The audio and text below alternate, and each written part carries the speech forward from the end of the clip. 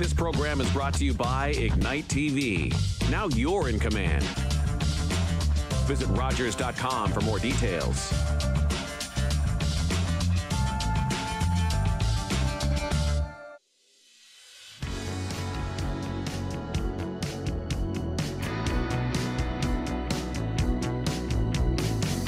Welcome to HealthLink, a program connecting home, community, and healthcare.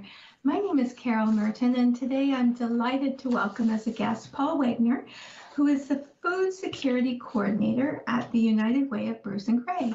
Paul, thank you for joining us today. Well, thank you for having me. It's great to be here. Thank you.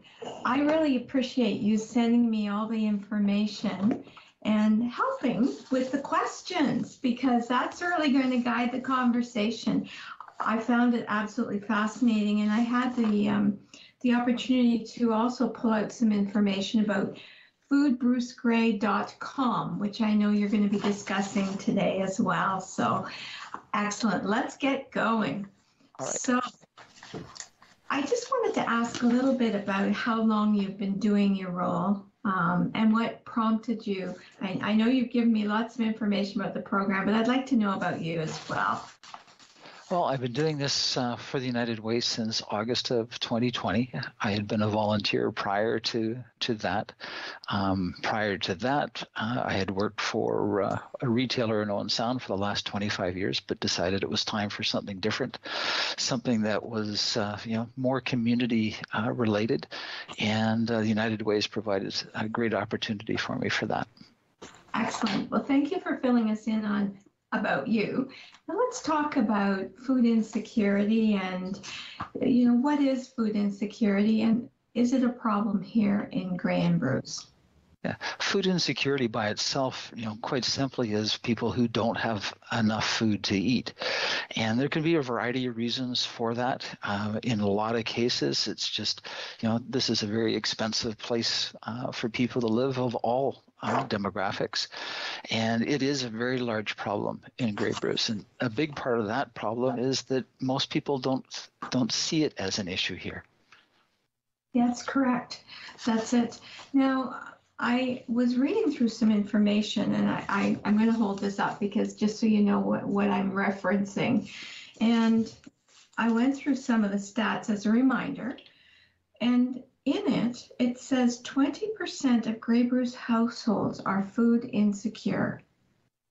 That's correct. Nationally, it is. Nationally, it's about 1 in 7, but for Grey Bruce, the number is even larger.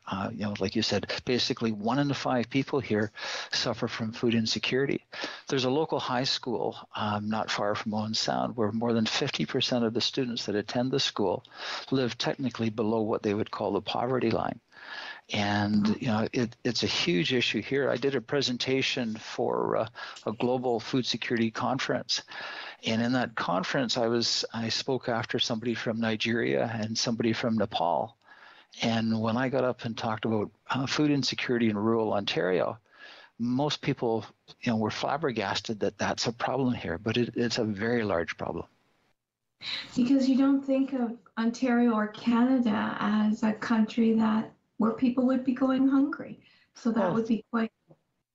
Yeah, everybody sees the wealth, they see the food in the fields and so on, but because food insecurity is really a symptom. It's a symptom of a bigger problem, and the problem that it's a symptom of is the fact that food insecurity is a result of poverty and the lack of affordable and safe housing.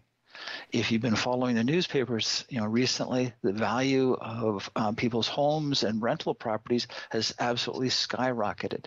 So instead of spending 30 to 40% of their income on housing, like the Canadian Mortgage and Housing Association suggests, there are lots of people in our community that are spending, upwards of 80, 90, and 100% of their income on, just simply putting a roof over their head.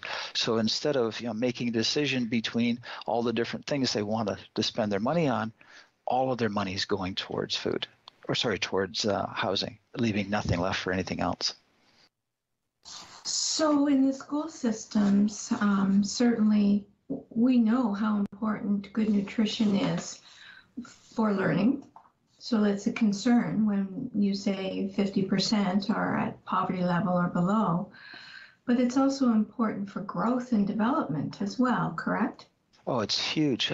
Bev Gateman, who runs the Ontario Student Nutrition Program for Grey Bruce, says that they feed upwards of 15,000 students a day, with either the breakfast program or a supplemental meal program in Grey Bruce. And she has programs in all of the schools, regardless of the school boards in Grey Bruce. Now, I just need to make sure I heard this right.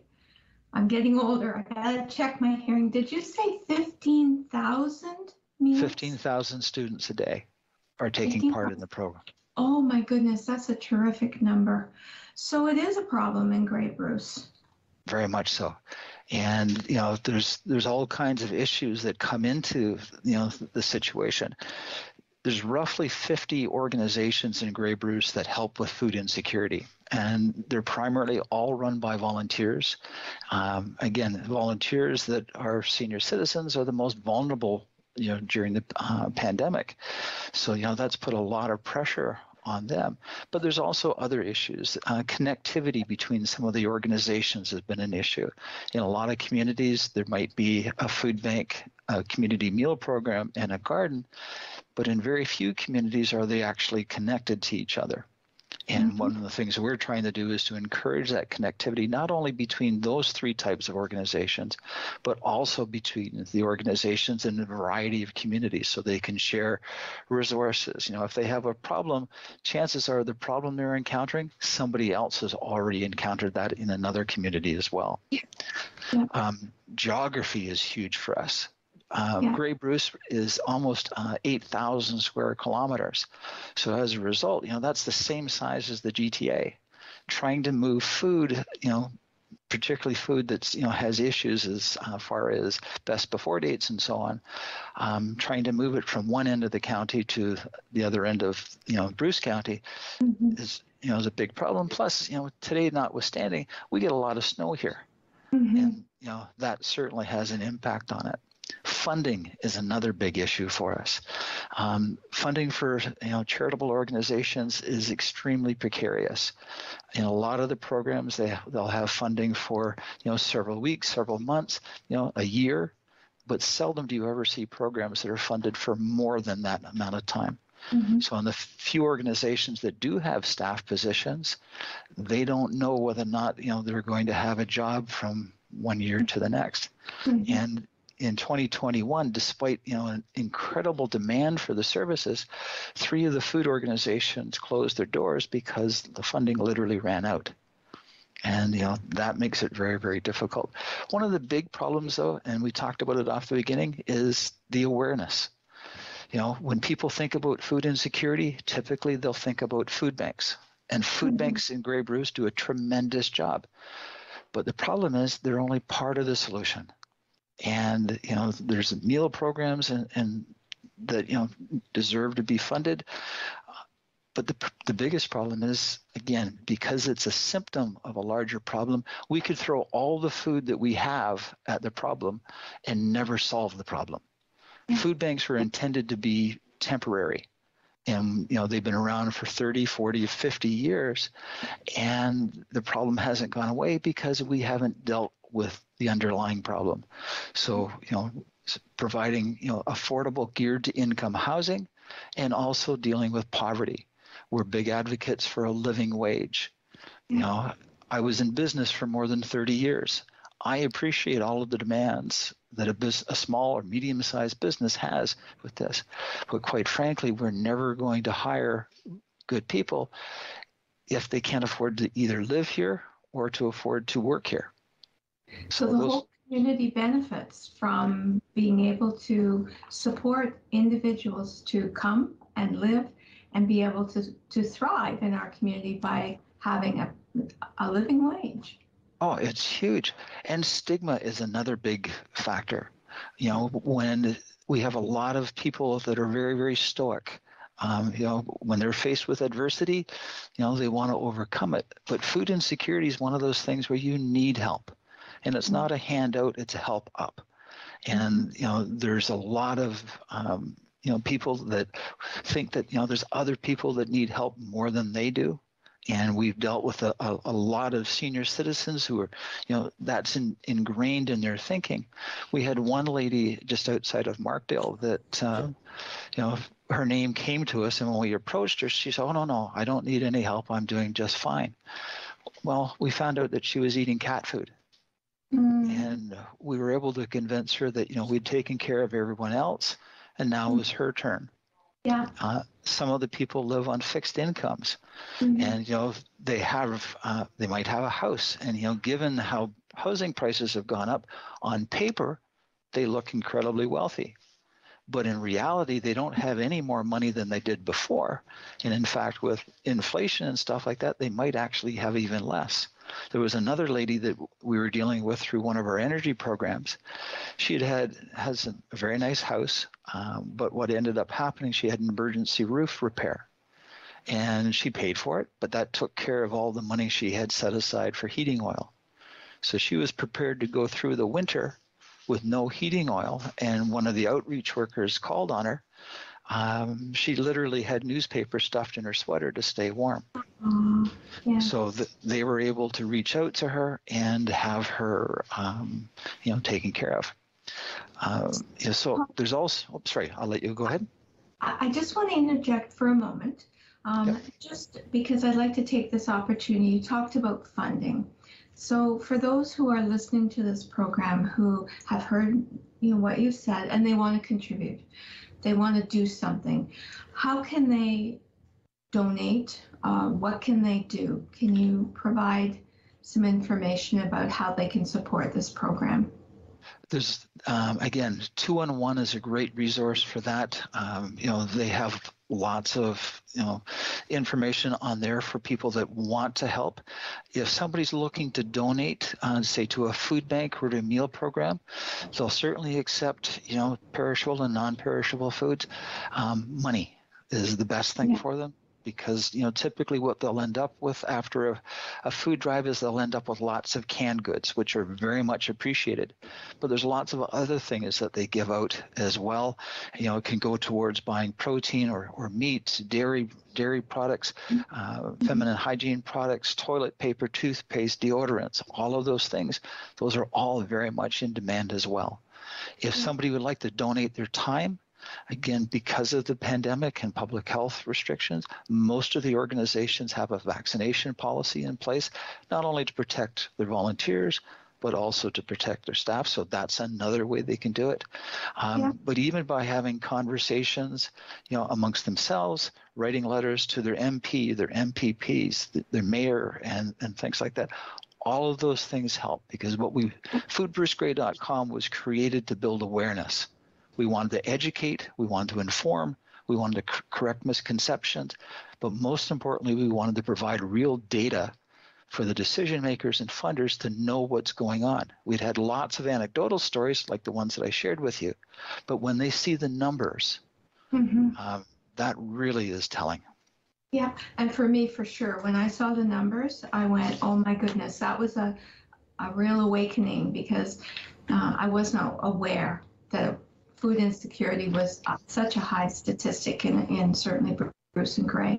Are there other misconceptions that you wanted to share about food insecurity?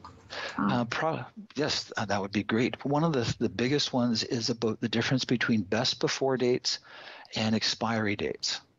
There's only a handful of products in Canada that actually have true expiry dates. Baby formula is one of them. Low sodium diets is another one. Most of the products like canned goods and other things, they have what's called a best before date. And one of the biggest misconceptions is that people believe that, after that date, the food's no good.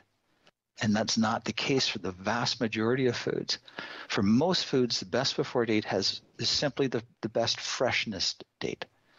So that if you happen to have a canned good that's not punctured or it's not rusty, according to Second Harvest Canada, which runs a food rescue program, that food should be good for a year past the date. And in it changes for a lot of other products like meats and so on. But on their website, they have a very good tool for looking at that. And unfortunately, what was happening is in a lot of the food banks, they'd get to that date and they'd chuck the can. And I went in one day and I said, what are you doing? Well, this food's no good. And we showed them the Second Harvest website, and literally it changed overnight on the food they use. That also ties into another point about the fact that 58% of all the food that's created in Canada ends up being wasted or not used. Wow. And the best before dates and expiry date confusion is a big part of that. Can you tell me more about food rescue? You use the term food rescue, and I'm wondering if you can explain what that is. All right. Food Rescue is a tremendous program. There's a website online for that. Again, it's run by Second Harvest Canada. And essentially what it does, it takes donations from local grocery stores, restaurants, businesses, and makes it available to food organizations. In Owen Sound, OSHARE is kind of the hub for that.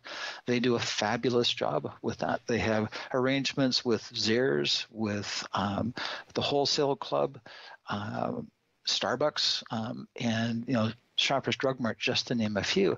And what ends up happening is they'll have food that is either bruised or close to the best before date, and they'll donate that. And I start each of my days up at Zehrs and bringing food down to OSHARE. They'll sort it, they'll clean it, and the meal programs in particular can really use that product, and they use it right away. OSHARE's producing between 300 and 500 meals a day, and quite often the food that I pick up in the morning is used that day. Wow. But there's also a big misconception with that. A lot of people, including business people, are under the misconception that if they donate food to OSHARE and somebody happened to have a reaction to it, that they'll be held liable for that. All of the provinces in Canada have put in legislation, it's much like the Good Samaritan one for people who have first aid, that if you donate food in good faith, all right, there is no liability. And that's one of the biggest handicaps trying to get people to participate in the food rescue programs. If you took all of the food in the world that is wasted, would be the third largest emitter of greenhouse gases, particularly methane. So food rescue programs, not only do they help feed people that are suffering from food insecurity, it's also really, really good for the environment. And everybody's talking about that right now. So this is a good time to try to get more people involved in those programs. And I was not aware of that, to be honest, Paul. That is amazing, because I know there are many people who are passionately concerned about climate and the climate change and the impact, and food rescue is a way that we can all work together to help make an impact. Often people wonder, what can they do? Well, it helps our own local community and also helps the larger community to make a difference on climate change. So that's amazing. I'm wondering if you would mind speaking about COVID-19, the pandemic. And I'm sure it's had an impact. How maybe go into a bit of detail about the impact of the pandemic. Okay, certainly. We've been talking a lot about meal programs. Prior to the pandemic, OSHARE in 2019 served approximately 23,000 meals. Their demand went skyrocketed. It's up by more than 300%. Each month, they're doing upwards of 10,000 meals. Wow. Just out of this location. And, that's been certainly one of the biggest impacts. One of the other impacts that's a little less apparent is the fear and uncertainty that it created. There's a lot of again, these organizations work with mostly seniors, and because there wasn't a lot of information about the impacts of that, a lot of the organizations were very fearful of continuing to operate. Jill Umbach, who heads the Poverty Task Force, she did a really, really good job, walking people through the process with Laura Needham from Public Health. They came up with some guidelines for food organizations, whether it's a food bank or a meal program or a community garden, that really allowed those organizations to continue to operate. And, because the demand was so high during the pandemic, if it hadn't been for those two people and those organizations that they represented, the situation we'd have would be a lot worse. Mm-hmm. One of the really positive things that has come out of COVID-19, if there is a positive, is that all the levels of government have been absolutely tremendous, making resources available to these kind of organizations. And, the support that's been there, whether it's emergency funding for food banks and things like that, has been great. It's also fostered a lot of connectivity between all of the different levels of organization, which has been absolutely tremendous. There's been more change in how these organizations operate in the last 2 years than there probably has been in the last 20 years.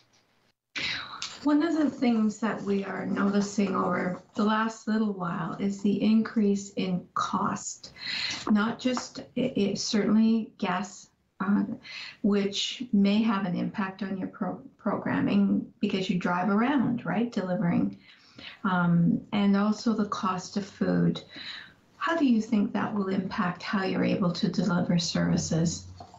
Well, again, it's the cost for even a small food bank.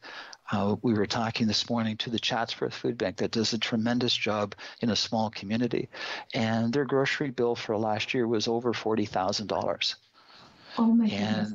And fortunately, they've got good food drives that they do. There's corporate donors have been very generous.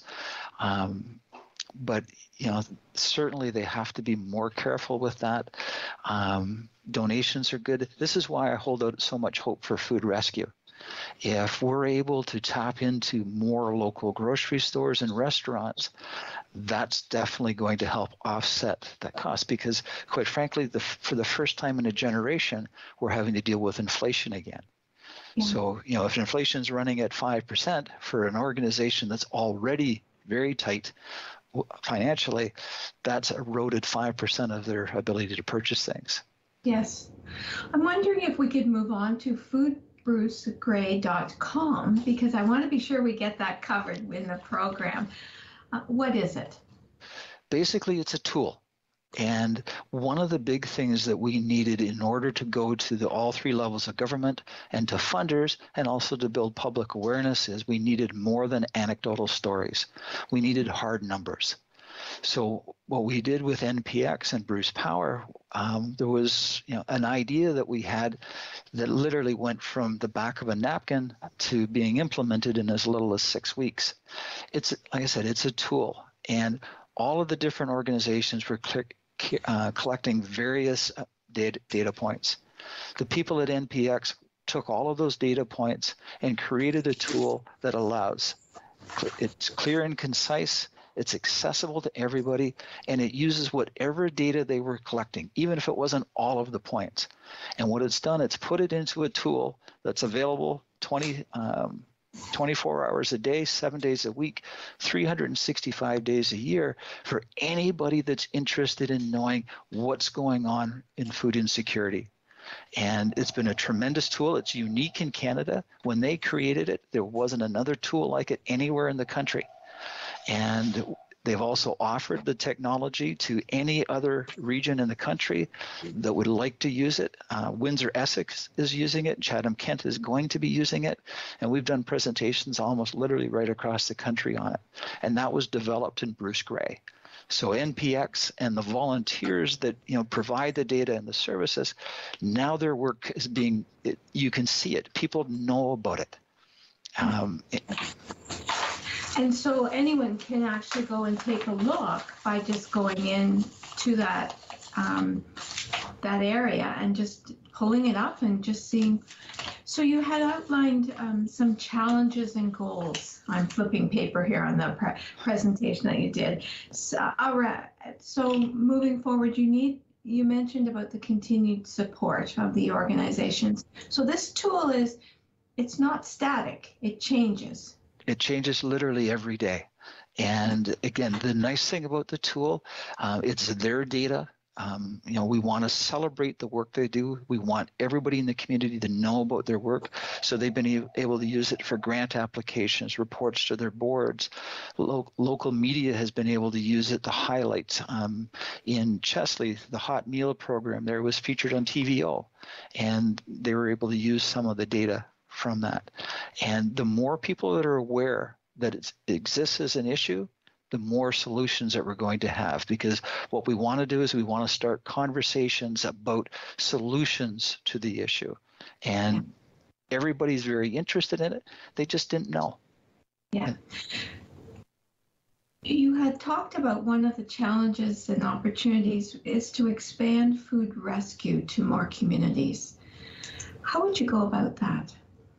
The best way is by conversation. It can be very intimidating for volunteers to go into the local grocery store or local businesses. But my experience has been that if you go in and talk to them, they're very, very willing to help. There's a benefit for them other than, the public relations one. Anything that they don't use ends up going to the landfill, and they have to pay fairly high tipping fees for that. So right off the bat, if they're able to work with food banks and meal programs, it's going to save them some money. But the other thing is, and I do this at Zehrs, is I talk to all of the employees there about what the food's going for. And they're very, very interested in it. And, for companies that are trying to be good corporate citizens, this is a great news story. Yeah. Not only is it helping deal with issues, but it's helping their community. And, everybody that's been involved in it so far has been very, very positive. So we have just maybe a minute and a half left in the program. I can't believe how quickly it's gone by, Paul. Is there anything you'd really like to target in the last little bit of time that we have? I think the biggest thing that I'd like to do is for all of those volunteers, all of those organizations, they have done an absolutely phenomenal job during the pandemic. These are people working in church basements. There are people that are driving in their own personal cars to deliver food. They're out doing groceries and preparing things. They're the real heroes in this. Just like the frontline healthcare workers, the people that are doing, working in the food organizations and donating their time, they deserve to be celebrated. And that's one of the big reasons why foodbrucegrey.com exists. I have to say, as I hear you speak, and as I hear about the work of the volunteers and corporate donations, it's absolutely inspiring. And how a community can come together and help each other. I want to thank you very much for sharing this, and I hope you will come back on our program and give us updates as well about how things are going. Well, thank you for the opportunity. Thank you to our viewing audience for joining us today, too. We want to wish you all the best, and please take care and stay safe. Thank you.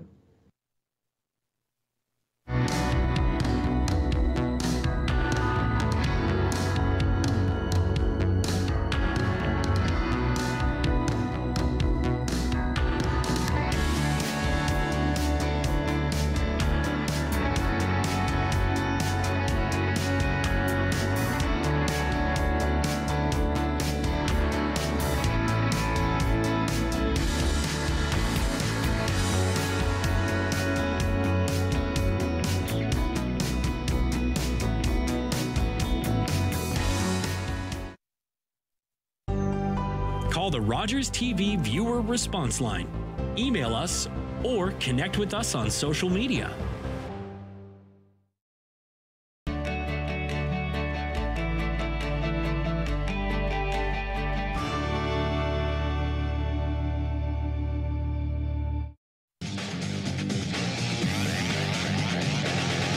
Hi, I'm Thomas Chase, a right wing with the Owens on Attack.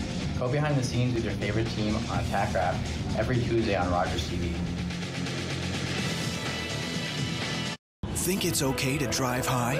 Think again. Drug-impaired driving is as illegal as drunk driving, and in Ontario, the penalties are the same. If police suspect you're driving under the influence of drugs of any kind, or a combination of drugs and alcohol, and you fail a roadside test,